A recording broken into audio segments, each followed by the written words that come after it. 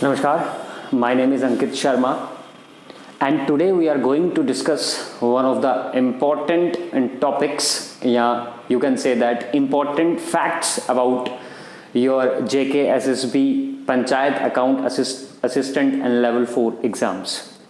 दोस्तों, जैसे कि आपको पता है कि मैंने कुछ एक क्लासेस अभी YouTube पे ली हुई हैं, तो उसी सीरीज को आगे बढ़ाते हुए मैं आज कुछ इम्पॉर्टेंट पॉइंट्स आपको बताऊंगा, कुछ इम्पॉर्टेंट फैक्ट्स आपको बताऊंगा जो आपके जेकेएसएसबी एग्जाम्स के लिए, पंचायत अकाउंट असिस्टेंट एग्जाम्स के लिए या लेवल 4 एग्जाम के लिए काफ़ी ज़्यादा मायने रखेंगे। तो आज का सेशन भी उतना ही इम्पॉर्टेंट होने वाला है जितना पहले के सेशंस हुए हैं। तो आज हम कुछ इम्पॉर्टेंट फैक्ट्स के बारे में बात करने वाले हैं, डिस्कस करने वाले हैं। तो आप एयरफोन्स लगाकर या नोट्स बना सकते हो। तो हम शुरुआत करते हैं। तो इम्पॉर्टेंट फैक्ट्स की अगर हम बात करें, जम्मू कश्मीर में कुछ ऐसे इंपॉर्टेंट पॉइंट्स जेकेएसएसबी जो आपको पूछ सकता है, जैसे पहला जो बहुत ही ज्यादा इंपॉर्टेंट है कि first Dogri film black and white कौन सी थी? पहली डोगरी फिल्म, डोगरी भाषा में बनी हुई पहली फिल्म स्टेट की कौन सी थी? तो उसका नाम था गल्लां होइयां बीतियां। ये कब बनी थी? 1966 में। तो याद रखना है, पहली Dogri film, first Dogri film, और ये ब्लैक एंड व्हाइट थी। फिल्म का नाम है गल्लां होइयां बीतियां, 1966 में। उसके बाद जो फर्स्ट डोगरी कलर फिल्म जो बनी थी उसका नाम था मां नी मिलदी। Very very important. पहली Dogri film black and white पे कौन सी थी? गल्लां होइयां बीतियां। और जो पहली डोगरी कलर फिल्म थी वो कौन सी थी? मां नी मिलदी। वेरी वेरी इंपॉर्टेंट, ये आपको याद रखना है। तीसरा जो इंपॉर्टेंट फैक्ट आपको पूछ सकते हैं कि first chief justice of J and K कौन था? तो बताओ, Lala Kanwar Sen was the first chief justice of J and K. Next पूछ सकते हैं फर्स्ट गवर्नर ऑफ जेएंडके, ये तो मैक्सिमम लोगों को पता होगा, डॉक्टर करण सिंह। नेक्स्ट जो इंपॉर्टेंट है, जो पहले भी पूछा जा चुका है, जो बहुत ज्यादा इंपॉर्टेंट है, first chief minister and the last prime minister of J and K कौन था? गुलाम मोहम्मद सादी। हम प्राइम मिनिस्टर्स की जब हम बात करेंगे मैं आपको अलग से वो टॉपिक पढ़ाऊंगा।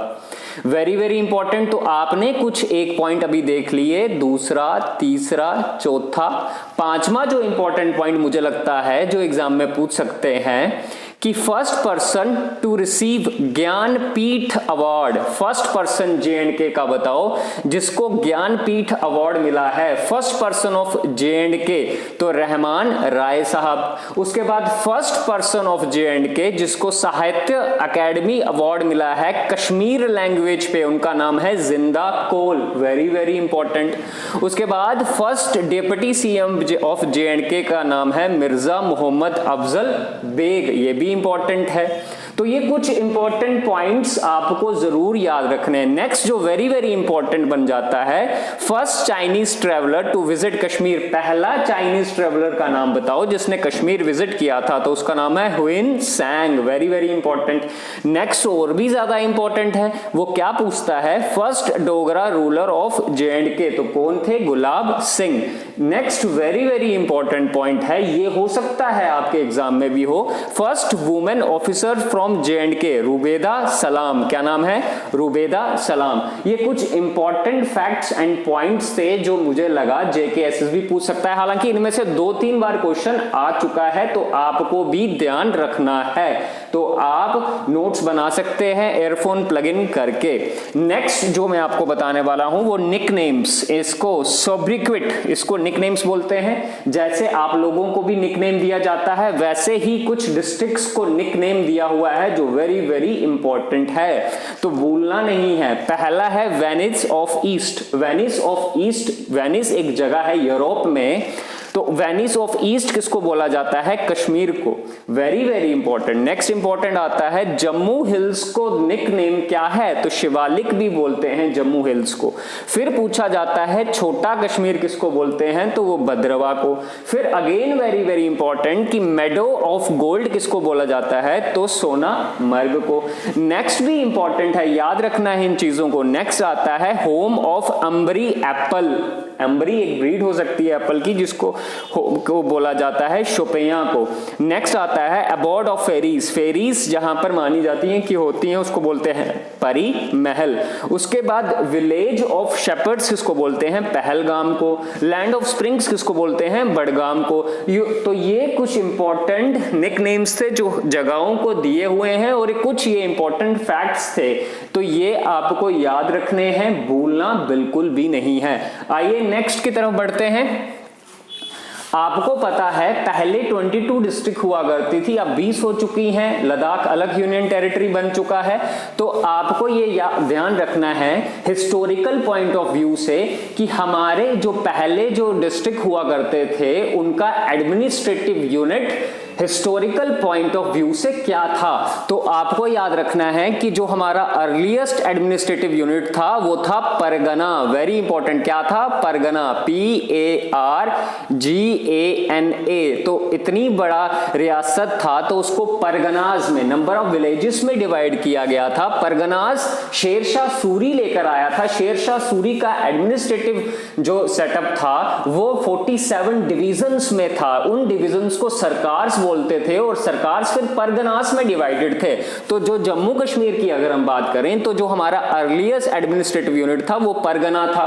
जब फिर डोगरा रूल आया तो परगनास को रीऑर्गेनाइज कर दिया गया जिलास और तहसील्स में। फिर जिलास को फर्दर रीडेजिग्नेटेड किया वजारत्स में। जो अभी का जो करंट सिनेरियो है उसमें हमने वजारत का नॉमिनक्लेचर चेंज करके उसको डिस्ट्रिक्ट्स में बदल दिया है, और अब जो डिस्ट्रिक्ट्स फर्दर तहसील्स, ब्लॉक्स और पंचायत्स में डिवाइडेड हैं। Very very important. तो आपको सिर्फ और सिर्फ क्या याद रखना है कि जो हमारा अर्लीस्ट एडमिनिस्ट्रेटिव सेटअप था या यूनिट था, अर्लीस्ट एडमिनिस्ट्रेटिव यूनिट, वो क्या था? परगना। वेरी वेरी इंपॉर्टेंट, ये याद रखना है। फिर डोगरा टाइम पीरियड में परगना को हमने जिला और तहसील्स में रीऑर्गेनाइज किया और जिलास को वजारत में रीऑर्गेनाइज किया। जो अभी का जो करंट सिनेरियो है उसमें आप देखते हो कि हमने वजारत का नॉमिनक्लेचर चेंज करके उसको रीडेजिग्नेटेड एज डिस्ट्रिक्ट्स में बदल दिया है और डिस्ट्रिक्ट्स को फर्दर डिवाइड किया है तहसील्स, ब्लॉक्स और पंचायत्स में। वेरी वेरी इंपॉर्टेंट, ये चीजें आपको याद रहनी चाहिए क्योंकि JKSSB यहां से एग्जाम में जरूर पूछेगा। तो आज का सेशन भी पहले के सेशन की तरह इंपॉर्टेंट रहने वाला है। आपको थोड़ा कंसंट्रेशन करके पढ़ना पड़ेगा क्योंकि आपको पता है कंपटीशन बहुत ज्यादा है और कंपटीशन में सरवाइव करने के लिए आपको पढ़ाई करनी पड़ेगी। आपको ज्यादा से ज्यादा फैक्ट्स एंड फिगर्स लाने पड़ेंगे, आपको ज्यादा से ज्यादा आपको पढ़ना पड़ेगा। और पढ़ना भी इस तरह है कि आप स्मार्ट वर्क करो। हार्ड वर्क करोगे, हार्ड वर्क तो सब करते हैं, आपको स्मार्ट वर्क करना पड़ेगा। तो स्मार्ट वर्क यही है कि आप अच्छे से पढ़ाई करो, इंपॉर्टेंट चीजों को ग्रैब करो और ये अपॉर्चुनिटी पंचायत अकाउंट असिस्टेंट की छूटनी नहीं चाहिए। तो मैं आपको बेस्ट ऑफ लक विश करता हूं। तो अभी हमारा जो सेशन है वो कंप्लीट नहीं हुआ है, कुछ और इंपॉर्टेंट चीजें हैं जो आपको ध्यान में रखनी पड़ेगी। जैसे books on the history of Jammu, आपके सिलेबस में मेंशन है history of Jammu, history of Kashmir. तो हम हिस्ट्री ऑफ जम्मू को नेक्स्ट सेशन में शुरू करेंगे। पहले उसके सोर्सेस जान लें कि हमको जम्मू की हिस्ट्री के बारे में कहां से पता लगता है। तो जाहिर सी बात है हमें बुक्स से पता लगता है और उन बुक्स को आज हम पढ़ेंगे कि उनके ऑथर्स कौन कौन है। पहली बुक है वेरी इंपॉर्टेंट राजदर्शनी। राजदर्शनी को लिखा है गणेश दास वधेरा ने। दूसरी बुक है गुलाब नामा। गुलाब नामा को लिखा है दीवान कृपा राम ने। तीसरी बुक जो इंपॉर्टेंट है वो है तारीख ए डोगरा देश। इसको किसने लिखा है? नरसिंह दास ने।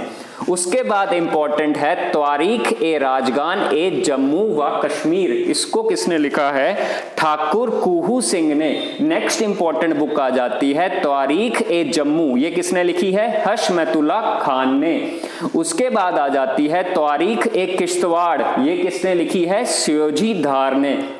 उसके बाद इंपॉर्टेंट आ जाती है तारीख ए अगवान ए पुंछ, ये किसने लिखी है? मोहम्मद दीन फॉक ने। और लास्ट और जो इंपॉर्टेंट बुक है द लॉर्ड ऑफ हिल्स, ये किसने लिखी है? जीएस स्मिथ ने।